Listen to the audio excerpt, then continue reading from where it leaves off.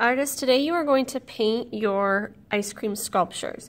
I have made a tint of brown. A tint is when you add white to a color. So I have actually added white to this bottle to make a light brown color.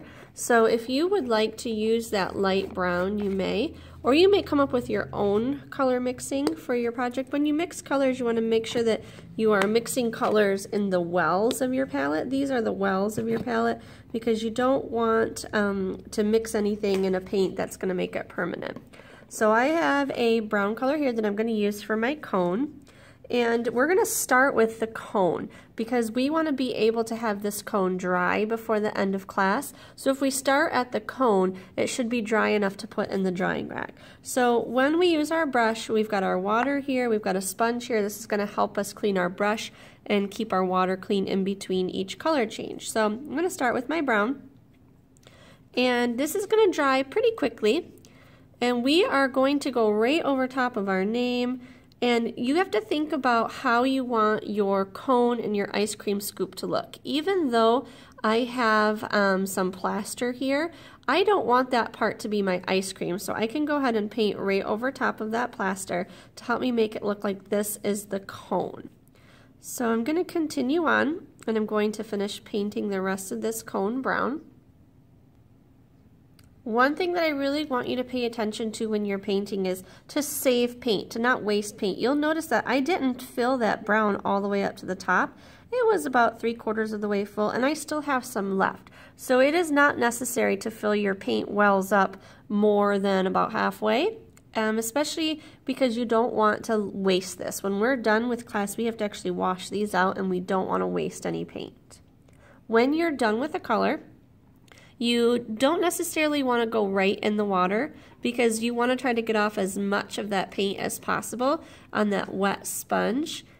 And don't smash your brush into the sponge. You still want to kind of take care of that.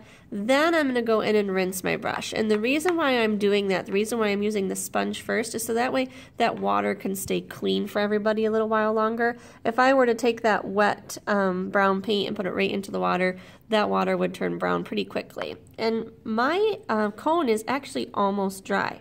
So I can set that aside on my placemat while I work on mixing up another color.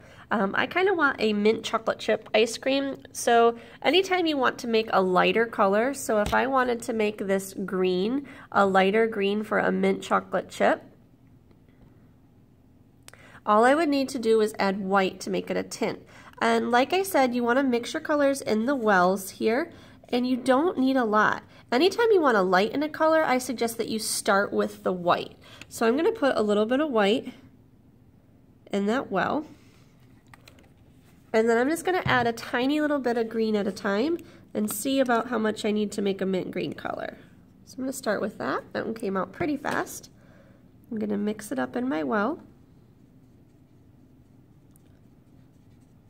So this is a tint of green. And I'm pretty happy with that color. That reminds me of a mint chocolate chip ice cream.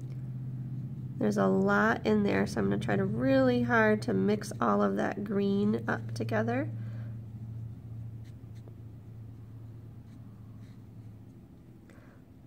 Once I started mixing it, I felt like it was a little bit darker than I wanted, so I'm going to pull about half of that over. I'm going to add just a little bit more white. And see if that gives me the mint chocolate chip color that I was looking for. There we go. I kind of like that color a little bit more. It's a little bit lighter than that first one. So when you are painting your ice cream, think about how ice cream can kind of drip down onto your cone a little bit. So you don't have to be super perfect when it comes to adding it close to your cone, especially if your cone is already dry. If your cone is wet, that brown paint might mix with some of your green. So just kind of pay attention to if your brown paint is dry before you start painting on top of it. So I'm going to go ahead and paint my ice cream scoop a green for mint chocolate chip. By the time you finish your first scoop, your cone part should be dry enough that you can hold on to it. Now you have to decide if you're going to continue on with the same flavor of ice cream, or if you're going to do some different ice creams for each scoop. The thing that you need to remember though is that your first scoop of ice cream color should be dry before you add your second color, especially if you're planning on doing any overlapping. Otherwise, the first color is going to mix with the second. So if I decided to do like a strawberry scoop here with pink, if this was not dry, the green and pink would mix together and it would give me a brown color. So you might have to wait for that first scoop to dry before you go back in for your second scoop. Once again, when you are changing colors, make sure you are wiping that excess paint off in your sponge before rinsing it in the water, so that way you have a nice clean brush and you're keeping the water clean while you're using it. If while you're painting you find that you have a hard time getting the paint to stick to some of those white spots, all you have to do is just get your brush a little bit wet when you add your paint, and that will make it a little bit more liquidy, and it will be easier to fit your brush into some of those areas that the white is still showing.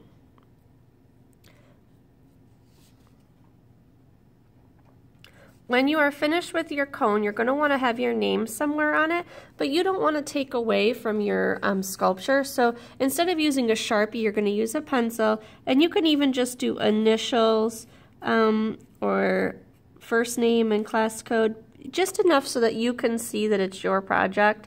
And you can even erase this when you get home. I just don't want you to have your name so big and in such bold permanent marker that it takes away from your sculpture. Once you're done painting, you're going to have to put this back on the drying rack to completely dry before we take it home.